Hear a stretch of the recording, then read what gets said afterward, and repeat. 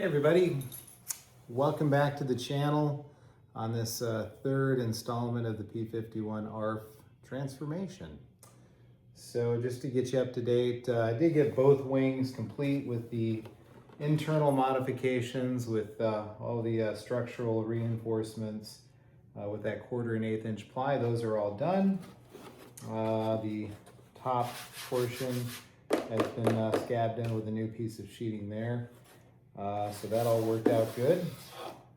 We've also detailed, the wheel wells. I'll show you another picture of that, but I put some plastic ABS channeling in there to simulate the ribs. I don't know if you can see it, but it's in there a little bit, at least in those first two bays. I've also run the power box wire, made my own extensions. That's what I do. They're really good. I love them, lightweight, and they're up to the task of just about any servo as far as delivering current. So really good wires there. I'm gonna tuck these back inside because what we're gonna do now is join these two wing halves together. So this is gonna be a pretty short video. I'll probably call it quits after these two panels are joined. We've got everything ready. I've dry fitted everything. Initially when I dry fitted, this is the joiner, this hardwood joiner that goes in this slot if you've never put one of these together. It is tapered just slightly. We're gonna have to fill this with a lot of epoxy. And my epoxy of choice for this application is gonna be West Systems 610. This stuff's great. It's thixotropic. It sticks where you put it, and it also sticks really, really well. You'll actually apply this or get it out of the tube with just a regular caulking gun. And this is a new tube. I haven't used this one yet, and so they come with these mixing nozzles, which will actually work out great for this application, simply because this mixing nozzle will fit all the way down in there, almost to the bottom of that channel. So it'll be a great way to squirt in a bunch of epoxy and yeah, pre-mixed. So that should work out great. As far as preparation here, I've got one clamp up on the forward portion. That'll connect these two dowels together and apply pressure there. And then I've got a larger 12-inch clamp for the trailing edge to sandwich these two pieces together. And that'll be protected by just some 1/8 inch balsa strips, just to make sure that I don't dent the inside of that portion there. One thing, when I dry fitted these two together, these center root ribs that you see here, they weren't straight, which drives me batty, but it's fairly common. So to get them straight and true them up so that I didn't have this 1/8 inch gap at the leading edge and an 1/8 inch gap at the trailing edge as well, I just made my own sanding block out of 1/2 inch ply, perfectly flat. Just put some self-adhesive 80 grit sandpaper on there, and then just worked each edge until it was perfectly flat, and now they made up pretty well. Not perfect, but they will go together and they'll stay together. So, you know, I find myself making a lot of tools, like the sanding tools specifically. In fact, I've got a whole drawer of them. Various dowels and various thicknesses of hardwood. Just all kinds of stuff, you know, purpose-built stuff. You know, when you need it and you don't have something that works, well, you just build it. So anyway, stand by and we'll get this wing joined. All right, we got the gun all chalked up here with the mixing nozzle. I always do a test first, just so I have a sample, just to make sure that whatever comes out of this is going to cure. So this came out of the nozzle. This I purged the tube a little bit, probably used a little bit too much, but mix that up really, really good. And I just want to, when I come back out here tomorrow morning, I want to make sure that this is all nice and cured and hard. And if it's not, then I've got a big problem on my hands. So anyway, I'm going to start off by really just putting a ton of epoxy in here. It takes quite a bit of pressure to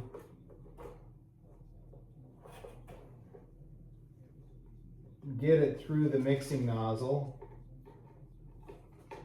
And I'm going to be really generous. My whole thought process here is that I want to put enough in here so that I really have to force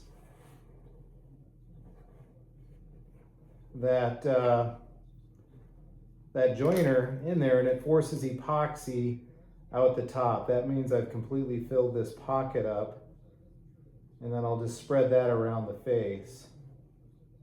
This stuff has about a 40-minute working time, which is pretty good. Let me go deep here some more.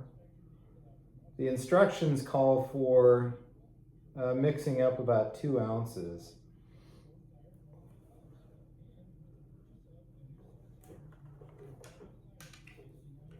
And I have no idea what I've done so far. And this is just kind of a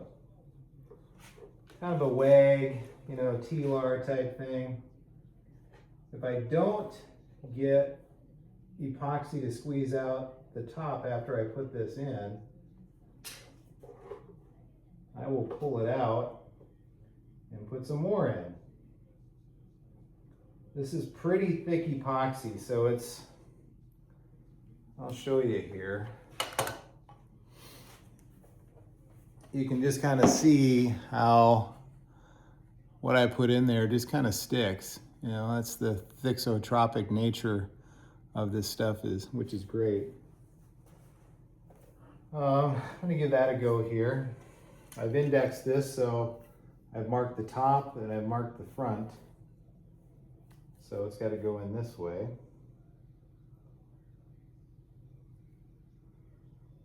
That's not going to be enough.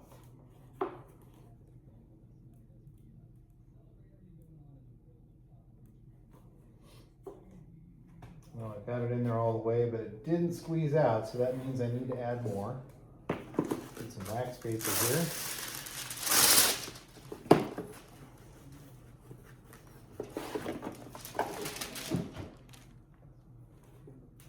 So we'll pull this back out and see what kind of coverage I have. Actually pretty good, not bad. We'll squirt some more in there.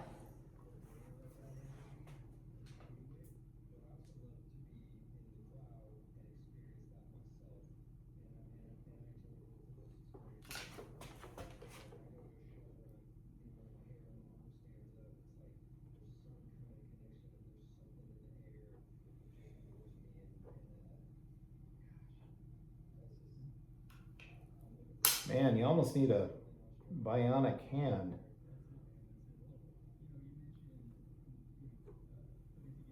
This should be pretty close.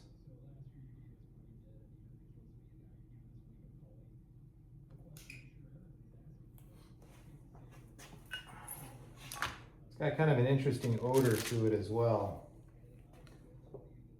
Stick this back in, or I've also drawn a line with marker here to, all right, now we're getting some out. And here it pushed some air as well. And it's bottomed out. And I've got good, nice even coverage out on all sides, so that's what I'm looking for.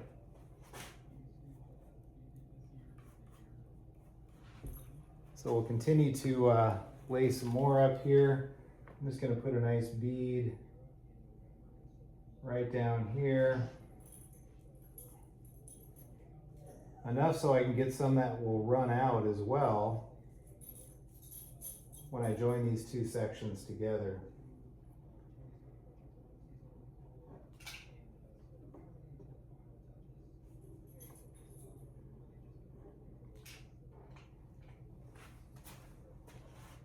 You're going to lose me here. Jefferson, come.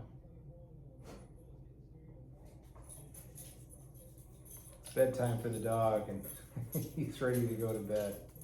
He's not into the staying out in the shop after bedtime.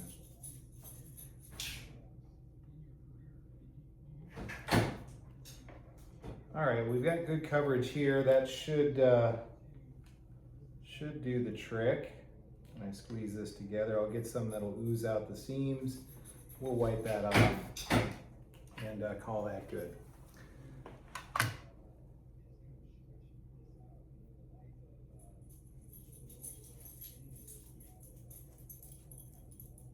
All right, well, it's all glued up and clamped in. I got epoxy to squeeze out the entire seam, which is what I was going for. And then I squeegeed it off just using this hotel key card to remove off all the excess. And that's all here on this wax paper. So turned out pretty good. We'll let this just sit like this overnight. One thing I added was the gum port there. You can see that just out of 1/4 inch ABS square tubing. I thought that worked out pretty well. So we'll let this continue to cure, and we'll be back to close this video out tomorrow. Well, welcome back. It's the next morning. We had a really massive windstorm last night. In fact, it's still going on, up to 70-mile-an-hour gusts. But the power is on in the shop. Thankfully, we have a generator to fill in these gaps. The glue joint turned out really well. It takes up to 48 hours for this 610 adhesive to really fully cure to its greatest strength, but the joint is good. There's no gaps, and I'm very confident that this wing is going to hold up to anything I can give it. It'll be flown in a scale-like fashion anyway, so not a big deal. What I'm going to start doing next, and this will be in the next video, is I'll be detailing out these control surfaces, namely the rudder. I'll be cutting out a trim tab for that, and also two for the ailerons as well. They'll have trim tabs cut out. On the elevators, I will be sheeting these as per the full scale because they were aluminum. These will be sheeted in 1/32 balsa, and the trim tabs subsequently cut out of these as well. So obviously everything's going to be fiberglass. So I'll go through those steps for now. Thanks for tuning in. I really do appreciate it. Obviously some more sanding of the filler and certainly more filling to do on the fuselage. I haven't really done much to that yet except repair the tip of the vertical stabilizer that was broken inside the box. I had to glue that back together and do a little filling. So anyway, we're on our way. Jefferson is chewing on his dog toy, and Callie is at work sweeping up the shop floor. Until next time, thanks again for joining.